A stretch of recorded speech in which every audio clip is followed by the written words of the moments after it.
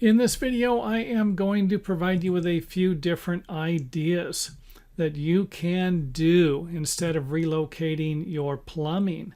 If the plumbing trap or part of the pipes are sticking out of the ceiling, or more importantly, if you simply want to drop the ceiling in a room to cover up the plumbing pipes instead of drilling through a bunch of floor joists. So if you have a situation like this, you're probably not going to run into this problem. However, you could run into this problem if you're going to be drilling through some of the floor joist.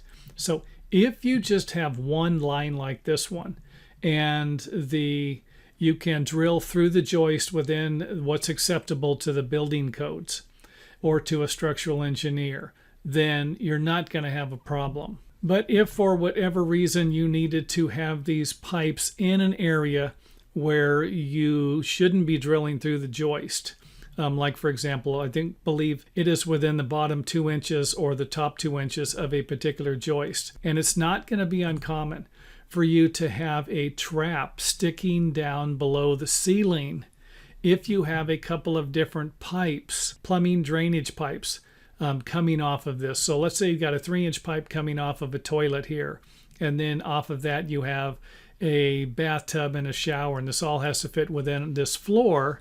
Then it might be easier for you to drop the ceilings or do what I did one time in a garage. One time I was putting a bathroom in the floor, and I had a garage underneath, and I just simply took, instead of dropping the ceiling, instead of building out a section kind of a thing, I just went ahead and covered up this one spot. So if you do have something, maybe you're in a closet, maybe you're in some type of an access area, you can simply frame around it and drywall it, and you're done. So something like this, just throwing this out there, is one way to solve this problem. Another idea might be to create some type of a decorative theme around your problem. And again, just throwing out some ideas here. Don't shoot the messenger. If you need to build something out, you might be able to equally divide a few of these boxes into the space on the ceiling to create some type of a design. And you can always put some wood trim around it, build it out of wood. I wouldn't recommend hanging any lights from something like this. And obviously you're not going to be putting any drop lights in the one bay here where you have a plumbing pipe sticking in the way. Next up on the list would be to build some type of a drop ceiling. And here you can see I came 12 inches off all the way around the perimeter and then centered a 24-inch bay in here. Obviously I wasn't going to be centering a 12-inch bay. And if I put a 12-inch bay to cover this pipe up here, it wouldn't have been centered. So when I say I'm kind of throwing out some ideas here, this also might require you to get a little creative on your own and try a few different things. So here's what it would look like with the hole filled for the plumbing pipe. So nice looking ceiling, and it's dropped down about 6 inches. Another idea would be to divide it up into 4 sections.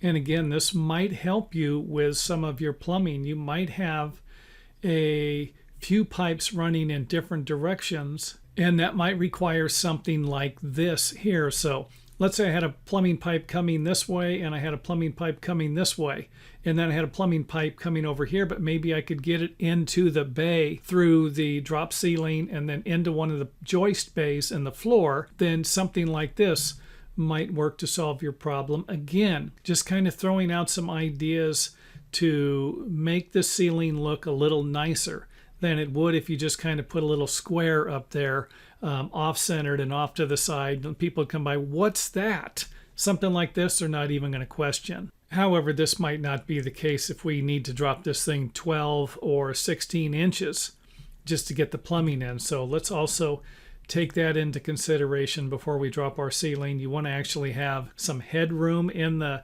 area. And again, if you're in an office or a bedroom, let's say, and you're doing a remodel project, and the only way you're going to be able to do this is to drop the ceiling and have a 7-foot clearance or whatever the minimum would be for your area, then go for it. It's going to be up to you and the property owner to figure out what's going to be more acceptable and what isn't. Something else you might need to do to get your ceiling to work will be to offset the plumbing. So you might have a pipe coming out right here and a toilet centered over here, and you could simply move it a little bit and it would still fit within your bay for your drop ceiling. I know a lot of people come in, instead of doing something like this, and I've seen a lot of plumbers do it, they'll come in, they'll 90 off of here and then 90 and go straight. You don't have to do that. A straight shot like this, you can still get the soffit and the drop ceiling to work.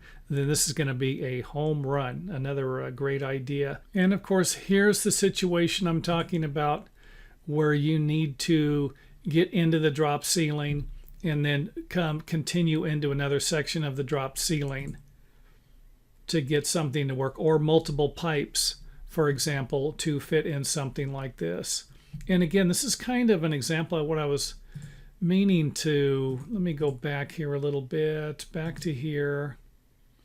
You could have a situation where you come in here and you got to come up. You're going to rotate this 90 degrees. You're going to come up into the joist bay. For example, you're over here, and this right here is the area that's not going to be dropped. You're not going to have this section drop just over here. You could come up into the bay here and then over, and something like that. So don't think that the entire ceiling needs to drop where your pipes are going to be located. If you can get them somehow up into the floor joist bay, into this area, and run it whatever distance needs to be ran, then just don't forget, keep that in mind also. Let's go ahead and drywall the ceiling. Take a look. You can see here where the plumbing's coming up into here and over to here. Everything is hidden and everything's still looking good. And for those of you who need a little more information on what the drop ceiling might look like and what you might need to do to get the plumbing through it, see here where the pipes are still inside of the drop ceiling. This one here is going up against here. Remember, it was pretty tight there. And of course, we made this a 2x6. We use 2x12s for this. You can always notch around the plumbing with your ceiling joist if needed. And keep in mind, this one up against the wall here, I notched around it. You might need some fire blocks or some type of a draft stop, some type of a fire stop. This right here would provide you with that, as long as the area was sealed off. If I used a 2x6, then I might need to block the perimeter of this, and it might take up a few more pieces of lumber and a lot more labor to do that. So give that a little thought. Also, when you're thinking about dropping the ceiling, what size lumber you're going to use around the perimeter for the fire stopping. You could always use 2x12 around the perimeter where it attaches to the walls, and 2x6 or 2x8s coming across where you're not going to have to worry about the fire stop. And let's go ahead and wrap this video up by showing you what it looks like completed. Pipes, floor joist,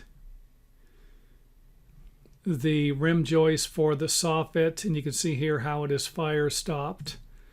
No air is going to be getting in there, so you don't really need blocks here because you're going to have your burn through 1.5 inch thing here for the rim joist and the framing plate, so no need to block that. And that is it for the video. Like I said, if you have a problem, you're remodeling something, you're building something new, and you're going to have some pipes or a trap sticking out of the ceiling a little bit, then this just might help you out here. And if it does, you know what to do. Hit the thumbs up button. Any questions, comments, leave them in the video comment area. And as always, I will answer them as soon as possible.